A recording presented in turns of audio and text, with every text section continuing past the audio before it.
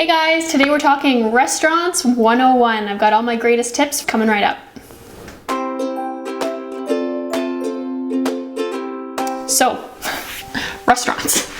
They can be tricky sometimes, right? Anytime you take your little ones out in public, especially when they're at the toddler preschooler age, you're never really quite sure what's gonna happen. So I always recommend talking to the kids at home about what your expectations are before you even think of taking them out in public. So just have a conversation with them. You can ask them how they think that they should behave or what appropriate behaviors would be. And you might be surprised that they're pretty good at coming up with those answers on their own. They're likely to come up with the sit stills and be patient and use my manners. So just ask them and involve them, and you'll probably find that you have a lot more success that way. After you've talked to them about what your expectations are, it's time to practice.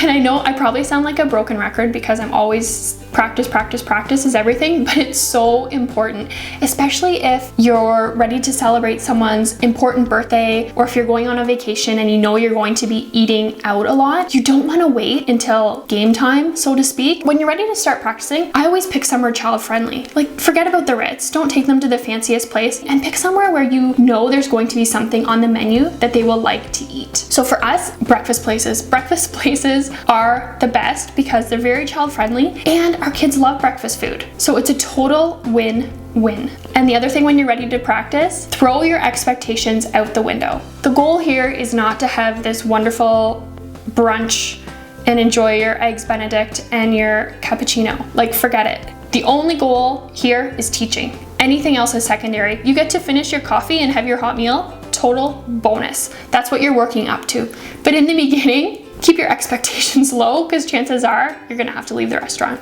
Now, when you get to the restaurant for your first meal, I always involve the kids right away. I have them greet the hostess, talk to the waitress, pick out their meals. Even if they can't read, they can look at the pictures, and then I have them order. My 3-year-old is perfectly capable of placing his own order, and he loves it. It helps him feel like he's really involved with the process, and it helps him feel more grown up. He just beams. He loves it. The other thing that we do is we focus on the positive. We forget about all the reminders and the don't do that, don't touch that. We don't even say any of that. We only think about strengths. So if they're sitting quietly in their stool coloring, we comment on it. If he orders his food politely, just always focusing on their strengths. Now, of course, sometimes things will start to go sideways. Someone will start trying to crawl up in the chair or look around the corner of the booth. We will always just give them a choice. Can you sit quietly in your chair, bud, or do we need to go? Can you sit back on your bum, bud, or do we need to go? Can you use your inside voice, bud, or should we go wait in the car? Whatever it is, that is all we say. There's no nagging. It's just like, it's up to you. It's completely his choice. He can either sit quietly or we can leave the restaurant. Now here's the hard part, moms and dads. You have to follow through. And I know it's a total pain in the butt, especially like you can see your pancakes coming. You want to eat your breakfast. It doesn't matter. This is where you're being in the right frame of mind really helps. Your goal is not eating breakfast. Your goal is teaching. He needs to know that if he yells, you leave the restaurant every single time. And it'll be hard, especially if you're new to practicing, because you may find your blood pressure starting to go up. Just take a deep breath and follow through. And then of course, just let them know that they can try again next time. There's always next time. It's really disappointing. I know you really wanted your pancakes, but I know you can do it and we'll try again next week. I know you can do it, bud. Really just building them up and showing your confidence in them that you believe in them and you know that they can do it. So even though they're missing out on their pancakes this time, next week they're gonna get another shot, and I bet you about $1 billion